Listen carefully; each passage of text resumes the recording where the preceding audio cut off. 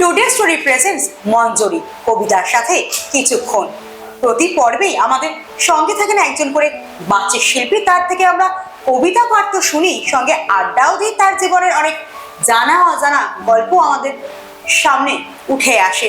আজ এমনই এক শিল্পীকে পেয়ে গিয়েছে আমাদের সঙ্গে, সেলফিশা সেন। তার সঙ্গে আপনাদের পরিচয় করিয়ে দেবো। দিদি, তোমাকে স্বাগত। নমস্কার। এই যে কবিতার সঙ্গে তোমার যাত্রা কবে থেকে শুরু হলো?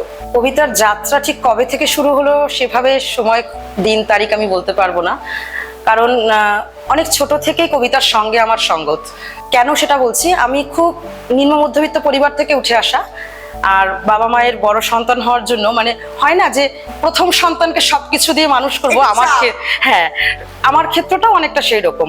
পড়াশোনার পাশাপাশি গান বাজনা, খেলাধুলা, আবৃত্তি সবকিছু নিয়েই আমার ছোট থেকেই গড়ে ওঠা।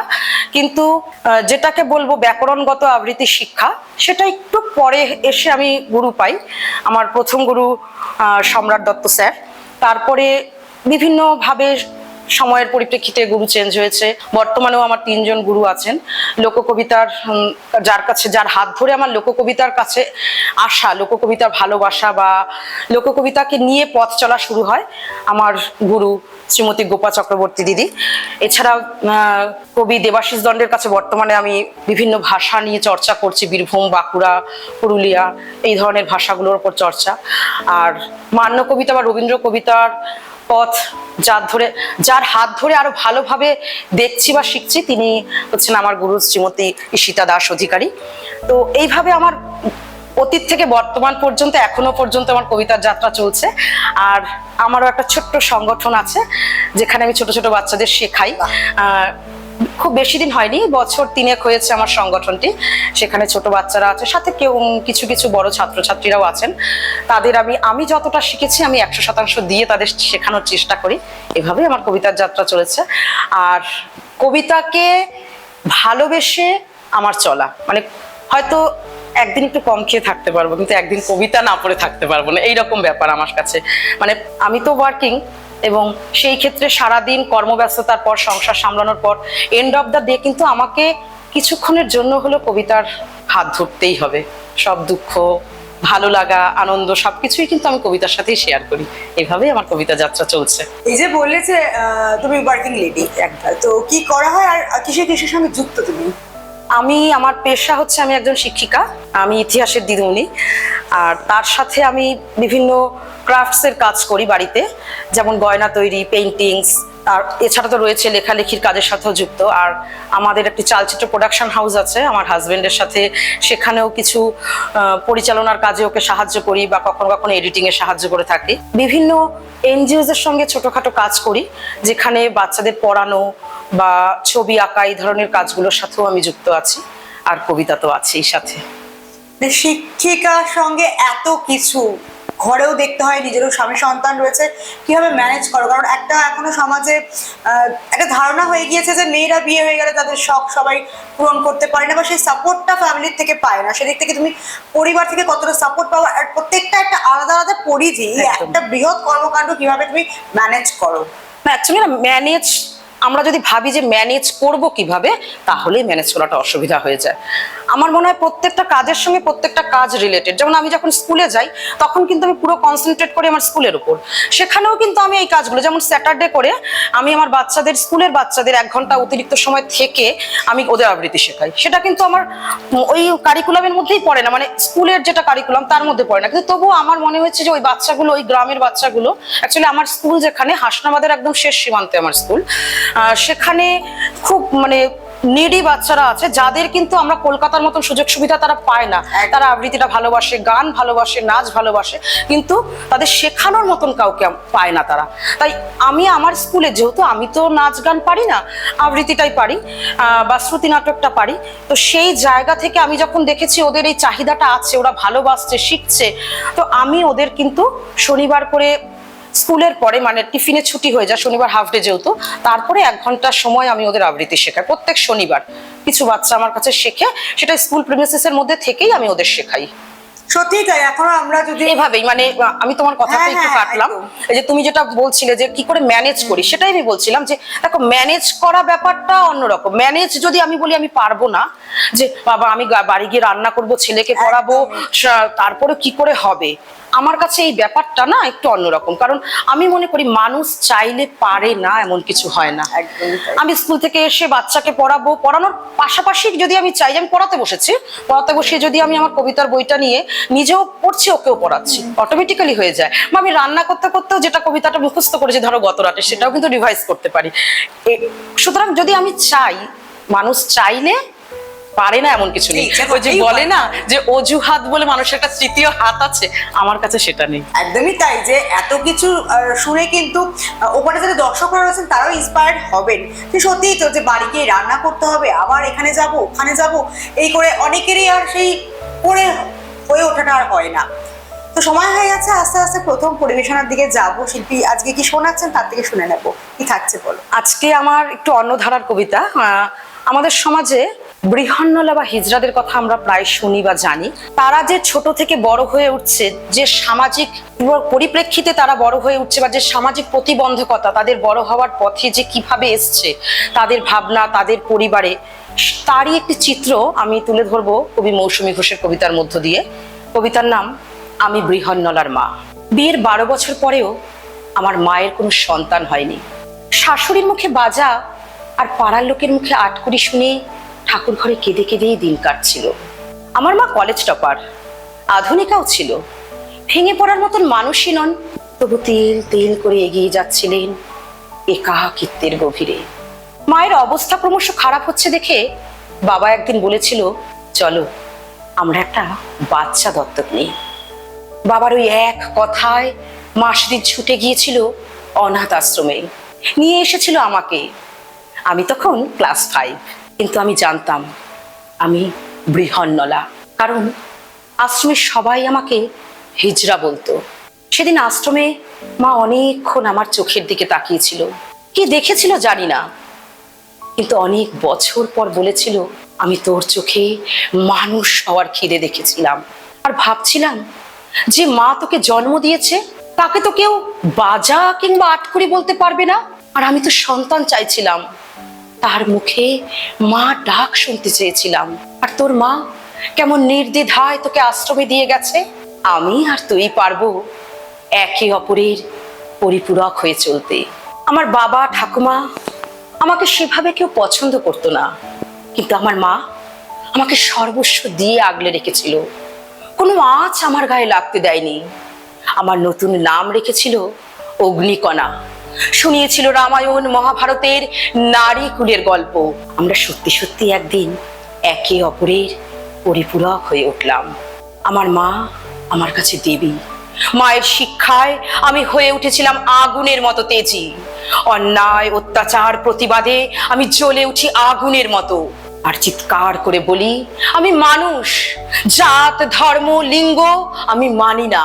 আজ আমি প্রতিষ্ঠিত, কলেজে পড়াই, আমাদের দোতলা বাড়িটা সাজিয়ে গুছিয়ে বৃদ্ধাশ্রম করেছি। সেখানে কারা থাকে জানেন?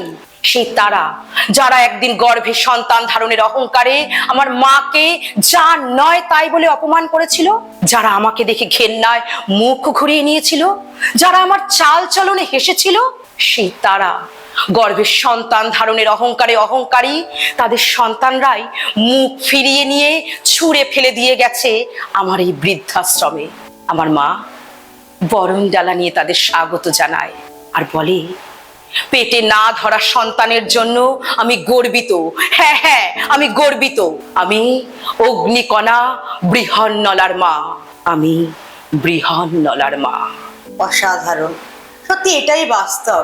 এখনো সমাজ বৃহন্নলা বা হিজড়াদের অন্য চোখেই দেখে, আর তাদের সুযোগ সুবিধা অধিকার রক্ষা এইসবের লড়াই যুগ যুগ ধরে দাবি তো উঠেই আসছে কোথায়।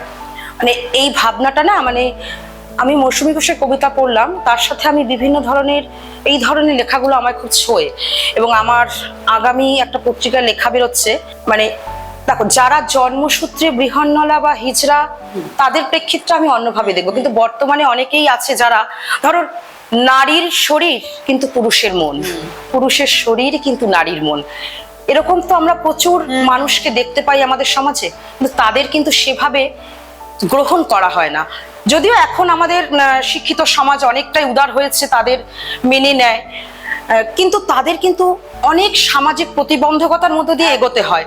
তো আমি এই ভাবনায় আমার কিছু লেখা নিয়ে এগোচ্ছি এবং অনেকটাই এগিয়েছি সেই লেখা নিয়ে। আগামী কলকাতা বইমেলা এক পত্রিকায় বেরোচ্ছেও কিছু লেখা এর উপরে, এবং একটি গল্প লেখা চলছে এই বিষয়ের উপর। আমাকে খুব নাড়া দেয় ওদের ভাবনাগুলো, সেই সামাজিক প্রেক্ষিতগুলো। তো আমার সেই জন্য এই কবিতাটা ভীষণ প্রিয় একটা কবিতা। আর কোন কোন কবির কবিতা পড়া হয় বা প্রিয় কবি কি? আমার আসলে না সব ধরনের কবির লেখাই পড়ি। মানে অনেকে বলে যে আধুনিক কবি বা, দেখো রবীন্দ্রনাথকে তো ভালো লাগে না এমন মানুষ তো নেই। রবীন্দ্রনাথ, নজরুল আমরা পড়ে বড় হয়েছি, মানে ওনাদের কবিতার সাথেই আমাদের বড় হয়ে ওঠা। কিন্তু এদের পাশাপাশি যেমন আমার সুভাষ মুখোপাধ্যায় ভীষণ ভালো লাগে, বীরেন্দ্র চট্টোপাধ্যায়, নীরেন্দ্রনাথ চক্রবর্তীর কবিতা তো ভীষণ ভালো লাগে। কারণ কবি নীরেন্দ্রনাথ চক্রবর্তীকে আমি খুব সামনে থেকে, মানে ওনাকে পেয়েছি। ভবানী প্রসাদ মজুমদার ছোটদের কবিতার জন্য যিনি বিখ্যাত, মানে অ্যাকচুয়ালি জেঠুকে আমি ভীষণ কাছ থেকে পেয়েছি। এছাড়া অপূর্ব দত্ত, ছোটদের কবিতার মধ্যে দিয়ে যেহেতু আমি ছোটদের শেখাই, আমার ছোটদের কবিতা পড়তেও ভীষণ ভালো লাগে। এদের লেখা ভালো লাগে পড়তে এবং পড়াতেও হই। এছাড়া বর্তমানে যেরকম আধুনিক কবিদের মধ্যে যদি যাই, সুজান মিঠির লেখা আমার বেশ ভালো লাগে। তারপর দিধিতি চক্রবর্তী। আর আমার একটি স্পেশালাইজেশন আছে, আমি লোককবিতা বা আঞ্চলিক কবিতা নিয়ে চর্চা করি এবং লোকভাষায় লেখালেখিও করি। তো লোককবিদের মধ্যে যেমন কবি দেবাশিস দণ্ড, কবি শাশ্বতী হোসেন, অভিজিৎ ভুইয়া, তারাশঙ্কর চক্রবর্তী, কবি সুমিত বেরা, কবি গোপা চক্রবর্তী, এদের লেখা অসম্ভব ভালো লাগে।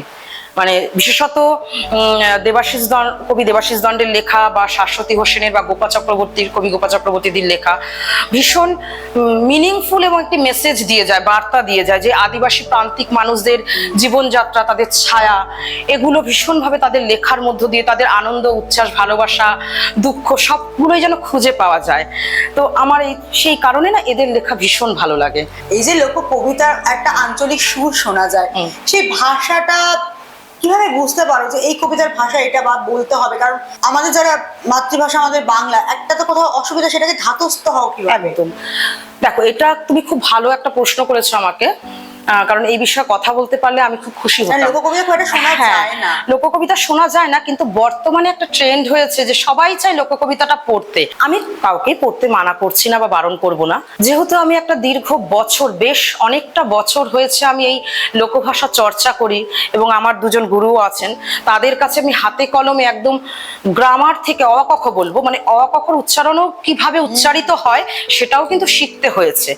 মানে একদম আমার প্রথম যেভাবে যখন লোককবিতা আমি শিখবো বলে মনস্থির করি, আমি প্রথম কবি গোপা চক্রবর্তীর কাছে, উনি বাচিক শিল্পী এবং আবৃত্তিকার, লেখিকা, সব একসাথেই উনি, ওনার কাছে আমি যখন প্রথম গিয়ে পড়লাম, দিদি কিন্তু আমাকে অ ক খ থেকে শিখিয়েছেন যে স্বরবর্ণ ব্যঞ্জন বর্ণের উচ্চারণটাও কিভাবে হবে এটাও জানা প্রয়োজন। কিন্তু বর্তমানে ট্রেন্ডে সবাই লোককবিতা পড়তে চায় এবং পড়ুক, সেটা নিয়ে কোনো আপত্তি নেই, কিন্তু না শিখে, না অনুশীলন করে তারা বলে, যে কারণে না আমার খুব কষ্ট হয়।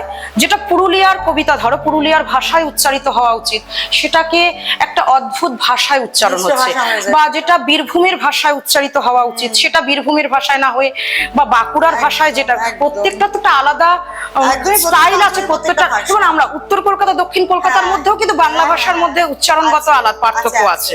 বা আমি যেখানে হাসনাবাদে যাই, সেটাও কিন্তু বাংলা, সবকটা পুরুলিয়া, বাঁকুড়া, বীরভূম প্রত্যেকটাই বাংলা ভাষা, আঞ্চলিক টান, কিন্তু প্রত্যেকটা অঞ্চলের একটা আঞ্চলিকতা রয়েছে, টান রয়েছে, সেই জায়গাটা কিন্তু আমাদের শেখা প্রয়োজন। অনুশীলন করে আমার মনে হয় মঞ্চে পরিবেশন করলে খুব ভালো হয়, যেটা আজকাল অনেক শিল্পীর মধ্যে, আমি কাউকে অপমান করছি না, তারা না শিখেই, বইতে তো কবির কবিতাটা বেরিয়েছে, আমি কবিতার ওই লেখাটা পড়ে উচ্চারণ করে আমি মঞ্চে পরিবেশন করব, এই ধারণাটা বা এই ট্রেন্ডটা চলে এসছে।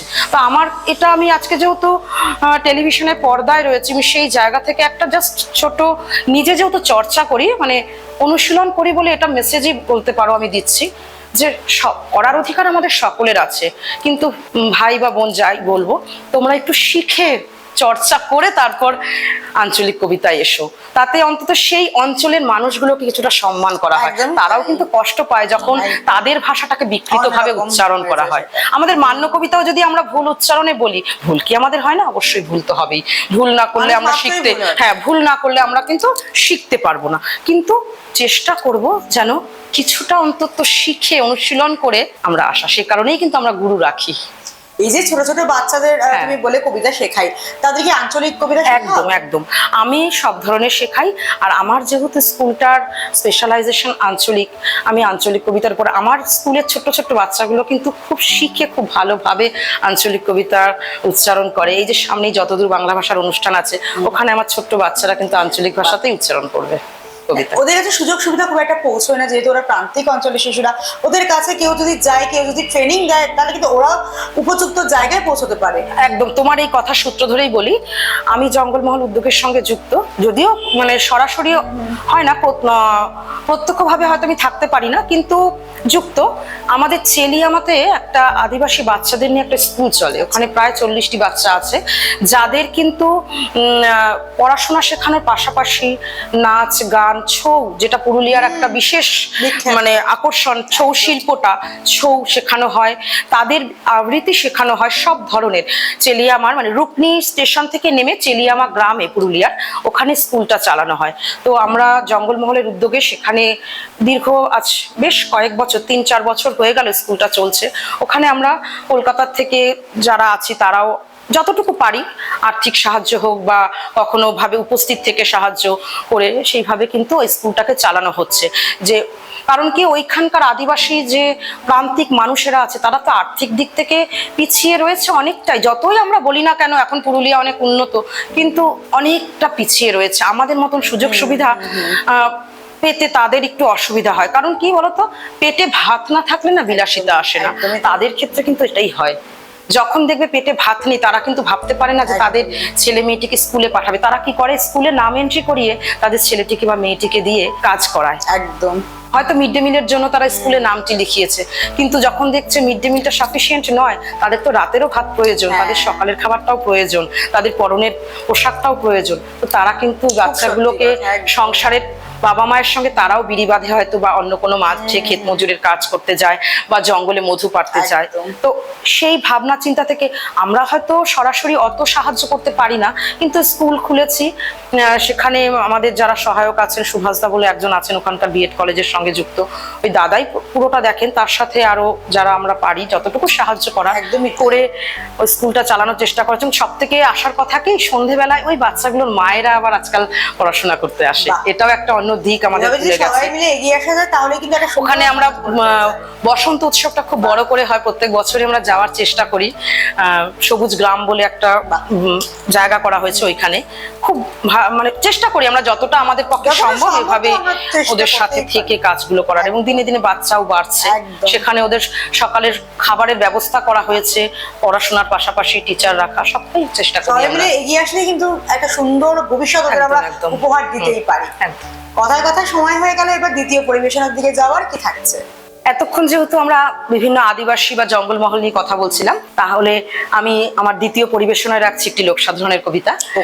আমি যে কবিতাটা এখন শোনাতে যাচ্ছি সেটি একটি সত্যি ঘটনা অবলম্বনে।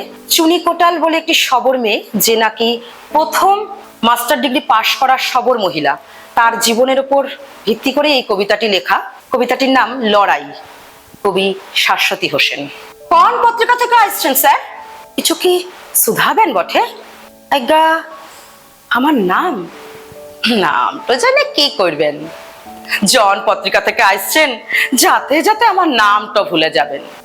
ফলে চন্দ্রবিন্দু তো যা হক বর্ণ সাজাইলি একটা নাম দিন। যে কোনো নাম হলেই হবে। আমরা তার আদিবাসী বটে, আমাদের নিয়ে তামাশা হয়, চুটকি গান হয়, কিন্তু আমাদের অপমান বেদনা আপনাদেরকে কোনদিনও বিবেক লাই গো, কোনদিনও বিবেক লাই। এতবার শুধাচ্ছেন যখন, নাম তো লিখে নিন স্যার। বাপ বড় আদর করে নাম রেখেছে মনি, পদবী কটাল, শিক্ষাগত যোগ্যতা মাস্টার ডিগ্রি, নিবাস শালবনী, জাতি সবর, ধম্ম, এই দেখেছেন তো, এদিক সেদিক থেকে যেভাবেই হোক ধম্মটা ঠিক চলে আসবে কি। ঠিক যেমন ভটভটির লাইট দেখে জমিনলে কাঁচ পক্কা গুলা ছুটে আসে। আর চেহারার অবস্থা তো দেখেছেনি, কালো কুচ্ছার রং, থেবড়া নাক, পুরু ঠোঁট, শক্ত কাঠের পাড়া হাত পা, ছিবড়া গতর। আপনাদের পাশে দাঁড়াইতে নিজেরই শরম লাগে। তো সব ছাইরে আসল কথাটা বলি। আমাদের বাপ দাদারা জঙ্গলে সাপ, ইঁদুর, খরগোশ, কটাস, বন ঠুকরা শিকার করে আনতো। ছোট ছোট ছিলারা গুলতি লিয়ে কাক পাখি মাইরে আগুনের ঝলসায় খাইতো। গায়ের মরদ বউরা হায়রা বানাতো। এসব দেখে বাপকে বললাম আমি স্কুলে যাব, আমাকে স্কুলে ভর্তি করে দে। বাপ আমাকে স্কুলে ভর্তি করে দিল। কিন্তু মাস্টার বাবুরা আমার কাছকে পড়া লিত নাই। কাছকে গেলে দূর দূর করে ভাগাইন দিত, বলতো পালা পালা, তোর গায়ে পচা মাংস বাসাচ্ছে। হেডমাস্টার তো বইলেই দিলাম, তো শুন মনি কটাল, তুই ছুটা জাতির মিয়া বাটিস, তা বাদে তোরা চর ছাচরের বদনাম নিয়ে ঘুরিস। আমাদের উঁচা জাতির পাশে তোদের কোনো ভাবে অ্যাডজাস্ট হবে লাই। তা বাদে তোরা পড়ালেখা শিখলে বরাম দেবী রুষ্ট হবে, সাপ দিবে। বাপ সে স্কুলে ছাড়াই দূরের স্কুলে ভর্তি করে দিল। সেই থেকে অনেক কষ্ট পাইয়ে জিদ করে পড়ালেখা করেছি। বিশ্বাস হবেন কিনা জানি না, বরাম দেবী সাপ লাগেছে না উঁচা জাতির অপমান। সেই থেকে মনে সুখ নাই, শান্তি নাই। তবে চাকরি পেলাম, গ্রাম সমীক্ষকের পদ। চাকরি কইতে কইতে মাস্টার কোর্সে অ্যাডমিট নিলাম। সেই থেকে অনেক অপমান সইতে সইতে কোর্স কমপ্লিট করলাম। উচ্চা সমাজের উচ্চা নিয়ম নীতির বিচারে প্রতিষ্ঠান সার্টিফিকেট দিল না। প্রফেসর বললেন মাস্টার কোর্সে অ্যাডমিট হওয়ার অধিকার সবর মহিলাদের থাকতে পারে না। আমি অবাক হয়ে শুধালাম, তবে কি অধিকার থাকবে স্যার? স্যার বললেন, কেন, তোমরা যা করো, চুরি চামারি না করে জঙ্গলে কেন্দু পাতা তুলবে, মাছ কাঁকড়া ধরবে, নিম দাঁতন হাটে বিক্রি করবে, আরো কুৎসিত ভাবে হাসতে বললেন পুরুষের সাথে হাড়িয়া মহুল খেয়ে নাচবে, ফুর্তি করবে, অধিকারের লড়াই চলছে চলবে। সেই লড়াইয়ে জিতবো কিনা জানি না, তবে আমাদের গায়ে স্কুল হয়েছে, ছিলামেয়ারা পড়তে যায়। মরদরা জন মজুর খাটে, শহরে ব্যবসা করে, জমিন কাটে, জঙ্গল বাঁচায়। হ স্যার, আমি সবর মিয়া বটে, বহু কষ্টে ডিগ্রি পাইয়েছি। আপনারা তো বড় ব্যাপারে খবর করেন, আপনাদের উপর মহলে দমহে খাতির। আমার ডিগ্রির কাগজপত্র দিতে বলুন না স্যার। আমার ডিগ্রির কাগজ আমার গায়ের মানুষজন দেখবে, আমার গা জমিন দেখবে, ছোট ছিলামিয়ারা দেখবে, জঙ্গল দেখবে। এই জঙ্গলের ফাঁক দিয়ে ওরা আকাশটাকে চিহ্নে নিতে পারবে, ওরা আকাশটাকে চিহ্নে নিতে পারবে গো, চিহ্নে নিতে পারবে। অসাধারণ, সত্যি তো আজও ছোট জাত নিচু জাত এই একদম খুব বাস্তব প্রেক্ষাপটে। আমরা যে কথা শুরুতে শুরু করেছিলাম, এই যে কবিতা বলছো, লিখছো, বাচ্চাদের শেখাচ্ছ, আবার চলচ্চিত্র জগতের সঙ্গেও একটা যোগাযোগ রয়েছে, কতটা সাপোর্ট পাও পরিবারের?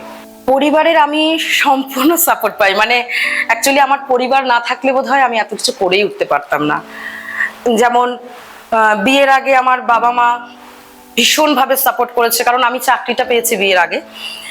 সেই সময় যেমন আমাকে সম্পূর্ণটা দিয়ে তারা সাহায্য করেছে। তারপর সন্তান আসলে পরে সেই সন্তানের দায়িত্ব আমার বাবা মার নিয়ে, মানে 80% আমার বাবা মা করে, কারণ না হলে আমি আমার চাকরির পাশাপাশি এত কিছু করে উঠতেই পারতাম না। আর তারপরে যে মানুষটা আমার জীবনে অনেকখানি মানে সহায়তা করে আমাকে এত কিছু কাজকর্ম করতে সাহায্য করে, সে হচ্ছে আমার হাজবেন্ড। মানে ওর সাহায্য না পেলে বোধহয় আমি কিছু করতেই পারতাম না। বা আরেকটা ব্যাপার, যে এই যে মঞ্চে অনুষ্ঠান করতে যাওয়া বা চলচ্চিত্র জগতের তো পুরো পরিচিতিটাই, যতটুকু আমি একটি সিনেমাতে অভিনয় করেছি, কিছু সিরিয়াল মানে পুলিশ ফাইলে কিছু অভিনয় করেছি। এছাড়া আমাদের চালচিত্র প্রোডাকশন হাউসে আমি অ্যাসিস্ট্যান্ট ডিরেক্টর হিসাবে কাজ শিখে কাজ করা, পুরোটাই কিন্তু আমার হাজবেন্ড কৌশিক করগুপ্তের জন্য। ও একজন চলচ্চিত্র পরিচালক এবং স্ক্রিপ্ট রাইটার। ওর সাহায্য না পেলে আমার পক্ষে সম্ভবই হতো না হয়তো এতখানি এগোনো বা মানসিক দিক থেকে যে শক্তি জোগায়। এন্ড অফ দ্য ডে খুব টায়ার্ড হয়ে ফেরার পর এক কাপ চা করে দেওয়া হাজবেন্ড পাওয়া কিন্তু খুব দুষ্কর। আমি খুব লাকি যে এই জায়গাটা আমি পেয়েছি। এরকম সত্যি। এবং আমার ছেলে মানে ইকুয়ালি আমার ছেলেও বলবো, মানে ও কখনো আমার বিরক্তই করে না। আমি কবিতা মুখস্থ করছি, ও এসে দেখে দরজা বন্ধ করে দিয়ে চলে যাবে। আমি ক্লাস নিচ্ছি বা আমি ক্লাস করছি, কোনোভাবেই আমাকে বিরক্ত করে না। সে কি শোনে মায়ের কবিতা? একদম, মানে ও খুব ছোট থেকে আবৃত্তি করে, বলে যে মা এটা এরকম ভাবে করো। হ্যাঁ, ভীষণ ভাবে আমাকে সাহায্য করে। মানে আমার সংসারে দুজন পুরুষ মানুষ, দুজনই আমাকে ভীষণ ভাবে সাহায্য করে। হ্যাঁ, এবং কবিতা মুখস্থ করে ওদের শোনাই। যেদিনকে অনুষ্ঠান থাকে তার আগের দিন বিরক্ত করে ছাড়ি যে কবিতাটা শোনো, শুধরে দেওয়া, উচ্চারণ শুধরে দেওয়া। আমার ছেলে তো লাইন, মামা ওই লাইনটা হচ্ছে না কিন্তু তোমার লাইনটা ওই রকম হবে।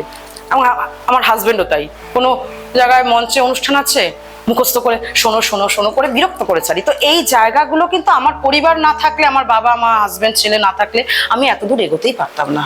বা আমার এই কবিতার সাথে চলা বা আমার এই অভিনয়ের সাথে চলা বা আমাদের প্রোডাকশন হাউসের যে কাজ করা করতেই পারতাম না। একদমই, মানে এখনো যারা সংসারের বেড়াজালে আবদ্ধ হয়ে ভাবছেন যে কি হবে বা করতে পারছে না, পুরুষতান্ত্রিক সমাজে এখনো অনেক বেড়াজাল মেয়েদের জন্য আছে যে বিয়ের পরে চাকরি করা যাবে না, বেড়াজাল তো থাকবে, তাকে ছেড়ে যাওয়া যাবে না, বেড়াজাল থাকবেই। এবার দেখো সন্তানও থাকবে, সব থাকবে, কিন্তু নিজেকেও দেখতে হবে, মন মানসিকতা একদম।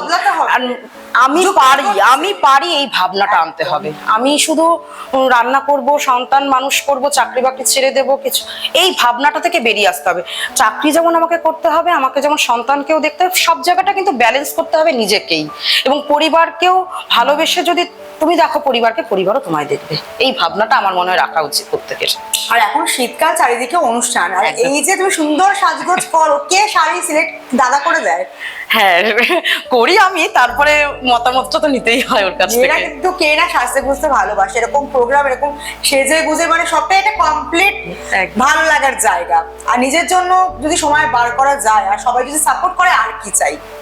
আমি তো দূরে কোথাও অনুষ্ঠান করলেও আমার পরিবারের সাপোর্ট পাই এইভাবে যে আমার হাজবেন্ডের কাজ থাকলেও ওকে বলি যে না, আমাকে তুমি একটু ম্যানেজ করে চলো আমার সঙ্গে। কারণ আমি না খুব একটা কলকাতার রাস্তায় চিনি না বা ফ্লেক্স নয়, মানে চলাফেরা অত, তো ও নিয়ে গেলে যেন আমি একটু ভরসা পাই। এই জায়গাটাতেও আমার ভীষণ ভাবে আমি সাহায্য পাই। হয়তো সবাই পায় না, কিন্তু আমার ক্ষেত্রটা এই সাহায্যগুলো ভীষণ ভাবে সবসময় আমাকে এগিয়ে চলতে সাহায্য করে। আস্তে আস্তে আমরা একেবারে শেষ লগ্নে উপস্থিত হয়েছি। সোসাইটির উদ্দেশ্যে কি বলতে চাও? সমাজের উদ্দেশ্যে একটাই কথা, আমরা মেয়ে, আমরা নারী হিসাবে আমরা নারী কিন্তু সবকিছু পারি। যেমন একদিকে আমাদের সংসার, ঘর সংসার সামলাতে পারি, তেমন আমাদের চাকরি করতে পারি, আমরা কবিতার জগতে থাকতে পারি, শিল্পের জগতে থাকতে পারি। চাইলে আমরা পারি না এমন কিছু হয় না। আর এখন একটা ট্রেন্ড দেখা যায় যে এই কবিতা হোক বা যাই কিছু পারফর্মিং আর্টস শিখে একটা সোশ্যাল মিডিয়ায় পোস্ট করে সেখান থেকে একটা ভিউজ হবে, একটা এঙ্গেজমেন্ট, একটা মনিটাইজেশন। এই বিষয়টাকে কিভাবে দেখছো বা তুমি এটার সঙ্গে মানে? আমি না একটু এই বিষয়ে একটু পিছিয়ে। আমার একটা ফেসবুক প্রোফাইল, যেটাকে বলে প্রোফাইল না পেজ, যাই হোক, পাবলিকই করা, কিন্তু ঠিক আমি খুব একটা সরগর নেই। অনেকের কাছে শুনেছি নাকি রেগুলারিটি মেনটেন করতে হয়। আমি একদিন পোস্ট করে হয়তো দুদিন ভুলেই যাই পোস্ট করতে হবে। অ্যাকচুয়ালি আমার প্রোফাইলে ওই অনুষ্ঠানের ছবি টবি দেওয়া হয় এরকমই ব্যাপার, বা কখনো অনুষ্ঠানে যদি কেউ ভিডিও করে দিল সেই ভিডিও। আমি খুব একটা যে এর সঙ্গে ওতপ্রোত হয়ে জড়িত বা আমি যে খুব ভালোবাসি তা নয়। মানে অ্যাকচুয়ালি ভালো জিনিস কি পাই না, এই ব্লগগুলো থেকে আমরা অনেক ভালো কিছু কিন্তু জানতে পারি, যে কোথাও ঘুরতে গেলে ভ্রমণ কাহিনীগুলো থেকে, বা ভালো কোনো রান্না অবশ্যই আমরা দেখতে পাই। বা অনেকে আমি দেখেছি, আমি কিছুদিন আগে দেখলাম একজন সাহিত্যিক, সে বিভিন্ন ধরনের বই নিয়ে, যে কলেজ পাড়া যে বই জলের তলা চলে গেল, তো উনি বিভিন্ন পুরোনো বই কালেক্ট করে সেটা নিয়ে ব্লগ করেছেন। এবং এই জিনিসগুলো কিন্তু আমার বেশ ভালো লাগে। বা কোনো নতুন মুভি বেরোলে তার যে সম্পর্কে বলা, বা এগুলো ঠিক আছে, কিন্তু তার বাইরেও যারা ব্লগ করে বিভিন্ন ধরনের, সেটা মনে হয় একটু কিছুভাবে যদি রোখা যেত, বন্ধ করা যেত, যেটা আমাদের সমাজের পক্ষে ভীষণই হার্মফুল। মানে ছোট বাচ্চারা, দেখো ফোনটা তো আজকাল ছোট বাচ্চাদের হাতেও থাকে, কারণ বাবা মায়ের ফোনগুলো ছেলে মেয়ে ঘাটছে। ক্লাস একটু হায়ার ক্লাসে, মানে 8, 9, 10 হলে তাদের বাধ্য হচ্ছি আমরা ফোনটা দিতে। তো তারা হয়তো খুলছে না, তাদের হয়তো প্রোফাইল নেই, কিন্তু বাবা মায়ের প্রোফাইলটা হয়তো খোলা আছে বা খুলছে, বা পাশে বসে হয়তো তুমি রিল দেখছো, তোমার ছেলেটি হয়তো শুয়ে আছে। সেই সময় এমন কিছু অপ্রীতিকর ভিডিও চলে আসে যেগুলো কিন্তু আমার মনে হয় বন্ধ করাটা প্রয়োজন একটু। একদমই তাই, যে সমাজ সচেতন হোক, ব্লক বাবা মায়েরাও সতর্ক ব্লক থাকুন। করতে তো কোনো অসুবিধা নেই, না। কিন্তু একটা সুষ্ঠুতা বজায় রেখে যদি- শালীনতার মাত্রা একদম যেন একদম, ছাড়িয়ে না যাই একদম। আমরা। তৃতীয় পরিবেশনায় কি থাকছে আজকে, একেবারে সময় শেষ, আমরা এই কবিতা দিয়ে এই অনুষ্ঠানের শেষ করবো। তোমাকে অনেক অনেক ধন্যবাদ এখানে আসার জন্য। আমার তৃতীয় কবিতা যে সেটা হচ্ছে আমার সদ্য একটি বই বেরিয়েছে, অনুরণন, এই কবিতার বইটির নাম, প্রথম কাব্যগ্রন্থ। আমি সেখান থেকে আমার নিজের লেখা একটি কবিতা, যেহেতু শীতকাল, একটু ঠান্ডা, সবাই ঘুরতে যাচ্ছে, একদম। আবার বসন্ত আসছে, সবার মধ্যে একটু প্রেম প্রেম ভাব, একদম। তো একটা প্রেমের কবিতা দিয়ে শেষ একদম। করি। আমার লেখা কবিতাটির নাম তুই চাই। আমার একটা তুই চাই, যে হবে শুধুই আমার। আমার একটা তুই চাই, যাকে নিয়ে চলতে পারি সারাটা পথ, সারাটা জীবন। আমার একটা তুই চাই, যে আমায় জড়িয়ে বলবে তুই শুধু আমার। আমার একটা তুই চাই, যাকে আমি বলতে পারি ভালোবাসি, আর যে আমায় বলবে ভালোবাসি ভালোবাসি ভালোবাসি। আমার একটা তুই চাই, যে কাঁদলে জড়িয়ে বলবে তোর সব কান্না আমার। আমার একটা তুই চাই, যে বলবে আমার সাথে নদীর পাড়ে হাঁটতে যাবি, মাঠের মাঝে ছুটতে পারবি, আমায় নিয়ে সারা জীবন চলতে পারবি। আমার একটা তুই চাই, যাকে আমি বলতে পারি এক পেয়ালা মাটির ভারে চা খাবি, রাস্তার ধারে ফুচকা খাবি, একটি ডাব দুজন খাবি। আমার একটা তুই চাই, মন খারাপের গভীর রাতে যার বুকেতে মাথাটি রাখবো নির্দ্বিধাতে। আমার একটা তুই চাই, যে কিনা মনের কোণের হদিশ পাবে এক ছোঁয়াতে। আমার একটা তুই চাই, যার সাথে আবোল তাবোল কথার পাহাড় বুনতে পারি যখন তখন। আমার একটা তুই চাই, যার শক্ত হাতের ছোঁয়ায় আমি সব ভয়কে করতে পারি জয়। আমার একটা তুই চাই, যার ভরসার হাত আমার কাঁধে না চাইতেই ভরসা যোগায়। আমার একটা তুই চাই, যার খুনসুটিতে কাটবে সারা বেলা। আমার একটা তুই চাই, যার উপর যখন তখন করতে পারি পাহাড় সমান অভিমান। আমার একটা তুই চাই, যার ছোঁয়াতে সব অভিমান এক নিমিষেই ভুলতে পারি। আমার একটা তুই চাই, আমার একটা তুই চাই, শুধু তুই চাই, তুই চাই, তুই চাই। ধন্যবাদ সকলকে।